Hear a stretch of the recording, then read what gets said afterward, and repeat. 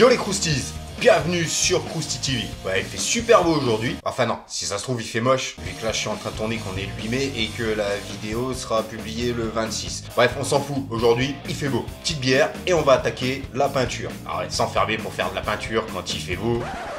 Mais comme je t'ai dit, si ça se trouve en fait il fait moche là. Et puis bah sinon t'attends un jour où il fait moche, ou tu peins dehors. Bref, y a pas de problème, y a que des solutions. Donc aujourd'hui, on attaque la peinture du Spidey. Donc la peinture du bâtiment et du socle, de la base. Ouais, dans l'autre épisode vous avez déjà vu la base peinte, mais bref, putain, faites pas chier, merde. Alors la peinture, on va s'amuser, on va faire 3 milliards de brushes, 3 milliards d'étapes. Même si certaines étapes peuvent paraître inutiles, c'est ce qui va nous permettre d'apporter toute la nuance au bâtiment. Et des nuances subtiles.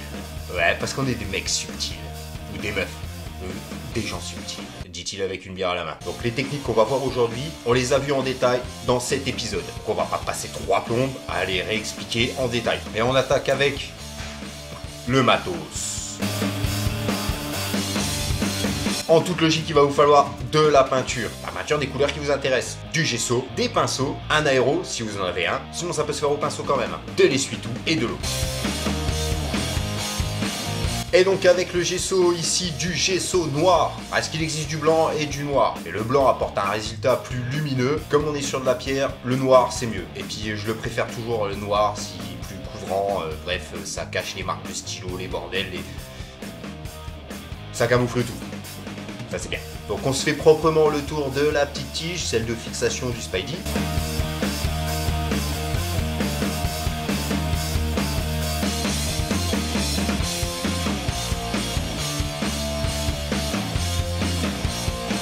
Donc après, on passe vite, le reste c'est du gesso, on recouvre tout, on évite les traces de pinceau, blablabla, on fait ça propre. Mais partout. Donc on gessote tout le duo. Oui, le verbe gessoter n'existe pas, mais je vous emmerde, je le trouve très bien et très adéquat. Et tant qu'à faire, on met aussi un coup de gesso derrière le bâtiment.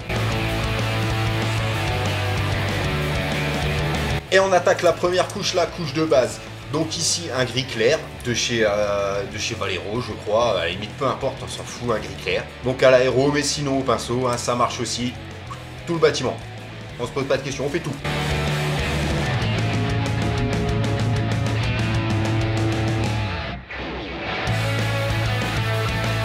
Pareil, on passe très vite.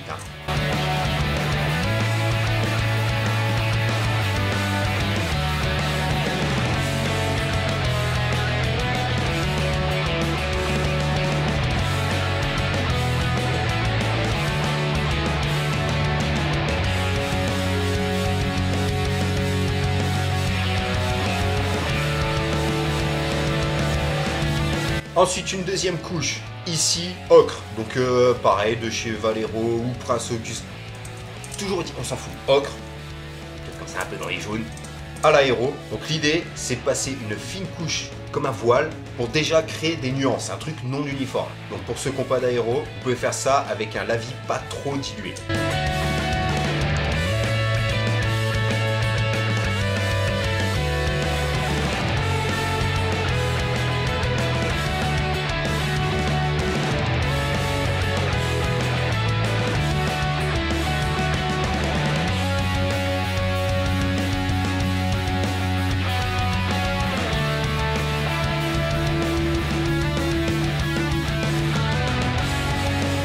Et on entame notre série de multiples brushes. Ici avec du jaune de Naples, donc un brush, quand même un petit rappel.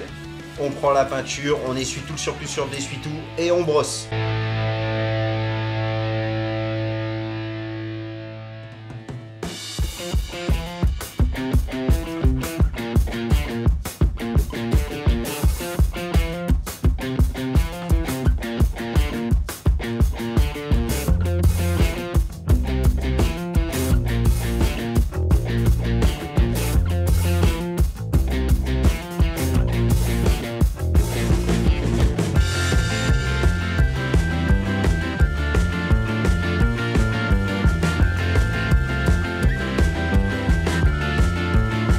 Deuxième brush, ici avec du blanc, pour éclaircir. Et donc on fait pareil qu'avant, c'est un brush.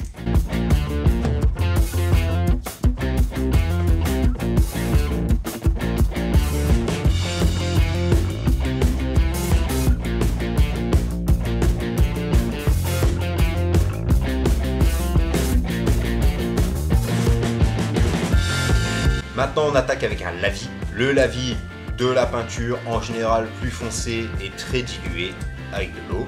Donc ici c'est un lavis chocolat noir. Non, je vous vois déjà pas les carreaux de chocolat, lint machin. Putain, la couleur chocolat coupée avec du noir pour la rendre un peu plus sombre et recoupée avec de l'eau parce que c'est un lavis. Vous êtes chiant, vous êtes très chiant.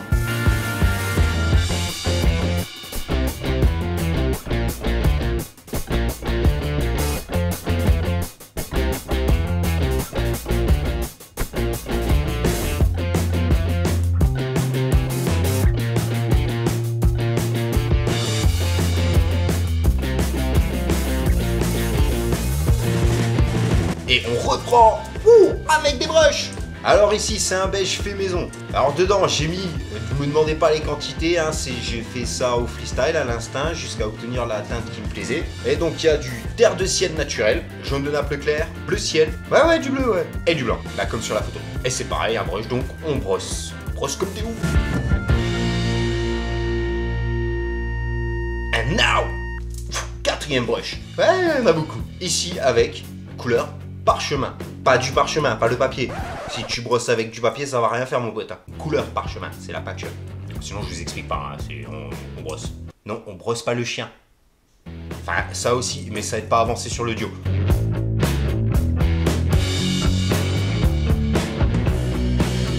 Et on enchaîne le cinquième brush. De nouveau avec du blanc. Oui, je suis en peignoir. Merde, on s'en fout de comment je suis habillé pour peindre, putain. Ce qui compte, c'est la peinture. Un jour, je vais vous en faire une en slip, les gars. Donc oui, on rebrosse encore avec du blanc, encore une fois pour éclaircir. Comme je vous l'ai dit au début, le but est d'apporter beaucoup de nuances subtiles.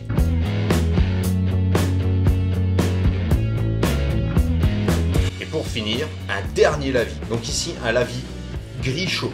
Alors gris chaud, c'est aussi une sorte de beige. Oui, qui s'appelle gris, mais bref, gris chaud. Alors oui, je vous avais dit, un lavis, c'était en général une couleur plus sombre, effectivement. Mais des fois, il faut savoir casser les règles, casser les codes. Ici, ce lavis plus clair va nous faire comme un voile qui va éclaircir et harmoniser le tout. Ça va adoucir notre paint job et le rendre plus subtil. Ouais, je parle beaucoup de subtilité. Oui, je suis pas crédible sur la subtilité. Mais n'empêche que, c'est tout, c'est comme ça.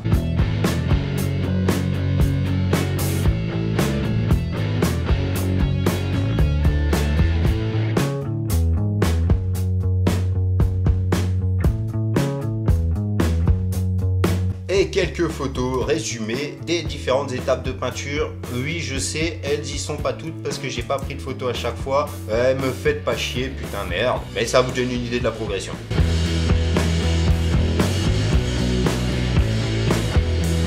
Et donc on attaque la base, donc qui était déjà faite en fait. Faite en fait, c'est la fête. Putain, faut que j'arrête ces jeux de mots de merde. Bref, elle était déjà faite, vous l'avez vu dans la vidéo d'avant, mais là, bref, on vous la présente maintenant. On s'en fout, l'essentiel c'est de la voir. Donc ici, gesso noir.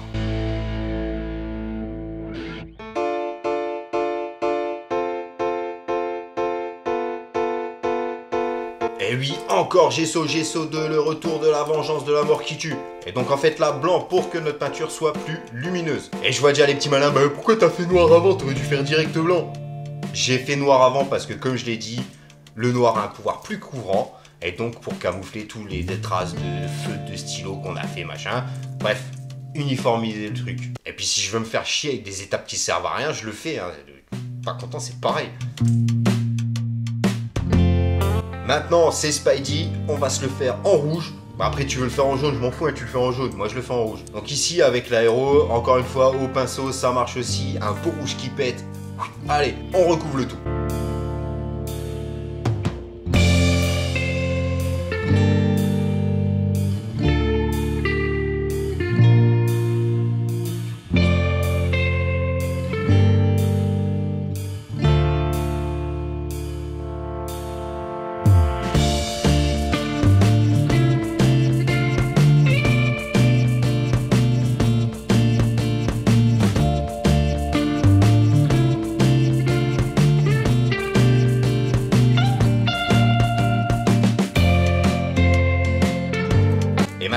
faire ressortir notre toile, donc avec un pinceau, une petite peinture noire, ici de la peinture Tamiya qui est très pratique pour ce genre de détails. Et donc on va passer dans toute la toile, dans tout le sculpte en biseau là qu'on a fait, on va passer toute la toile avec le pinceau.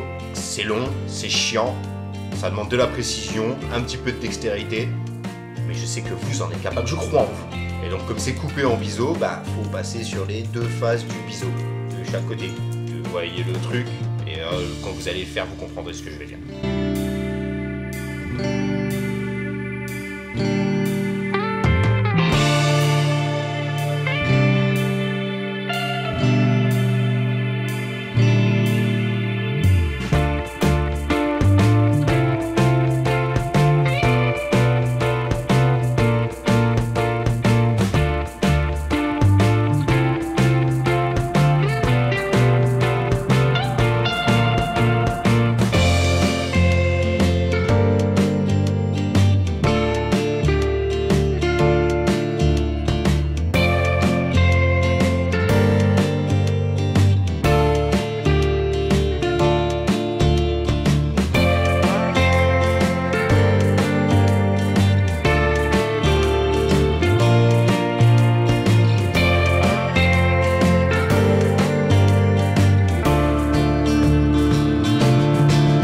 Voilà ce que ça nous donne.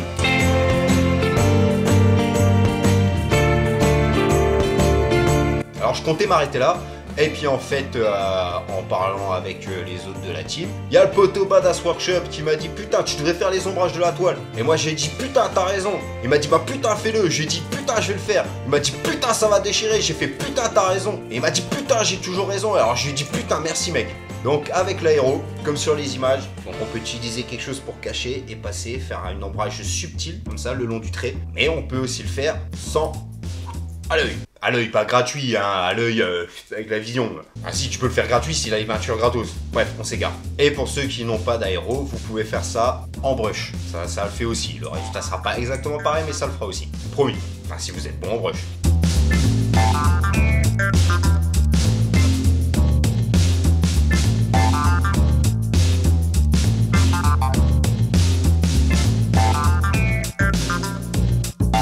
Et donc on s'arrête là pour aujourd'hui. On a bien foutu le bordel avec nos peintures. On en a sûrement plein les doigts. Oui, sauf ceux qui mettent des gants. Ah, vous êtes des fragiles en fait. Ah non, vous avez raison de mettre des gants en fait. Mais je devrais le faire aussi, mais non, je le fais pas. Au prochain épisode, on se tape les fenêtres. Là, on se les tape pas, on se les tape. C'est dégueulasse, putain. On va fabriquer les fenêtres. Donc là, ça devient bon, hein.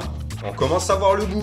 J'ai l'impression qu'on a avancé super vite sur celui-là, comparé au Namek. Ou peut-être pas, je sais pas. Bref, on s'en fout. Et comme d'habitude, le pouce bleu qui fait plaisir, le pouce rouge qui fait moins plaisir. Vous n'hésitez pas à commenter la vidéo. Surtout quand on met un pouce rouge, histoire qu'on comprenne pourquoi il y a un pouce rouge. Sinon, va te faire foutre. Oui, je t'emmerde, toi, le fou furieux du pouce rouge, là, et qui explique pas pourquoi il y a un pouce rouge. Bref, ce que tu fais n'a aucun intérêt. Et c'est pas parce que je suis rageux d'avoir un pouce rouge, je m'en bats les couilles d'avoir un pouce. Mais l'explication.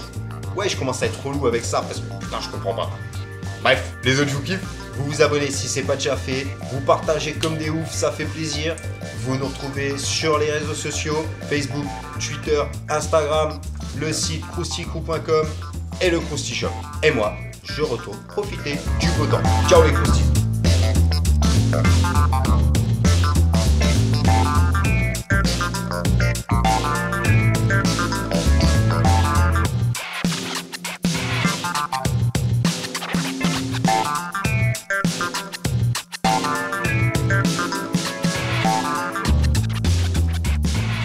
Sinon pour l'info, là tout de suite là en ce moment, si je l'ai publié à temps, je me balade à Lille au Geek Days, sûrement sur le stand One Piece Passion avec le doc et toute la team. Donc si vous regardez la vidéo, vous êtes dans le coin, passez nous voir, on parlera du rabat, ça fait plaisir.